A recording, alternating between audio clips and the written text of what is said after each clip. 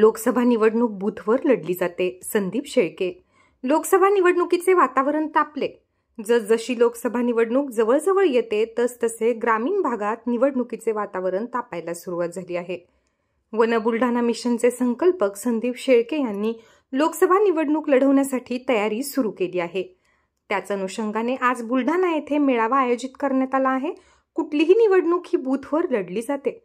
मतांचा रणसंग्राम हा बूथवर होतो, त्यामुळे बूथ प्रतिनिधींची नियुक्ती करतो आहे, अशी प्रतिक्रिया वन बुलढाणा मिशनचे संकल्पक संदीप शेळके यांनी दिली आहे. माझ्या तरुण मित्रांना विनंती आहे की आत येऊन बसा. जागा अपुरी आहे हे जरी खरं घाटाखाली विचारलं, दादा आम्ही कारलं तर कडूच असतं म्हणे. इतके कारले खाऊन पाहिले ते सगळे कडू लागले. आता असं वाटतं की तुम्हाला एकदा संधी देऊन पाव, मग नंतर कळेल म्हणे हे कारलं कडू आहे का गोड आहे. म्हणजे साठी वोट द्या. परिवर्तन कशाला म्हणायचं.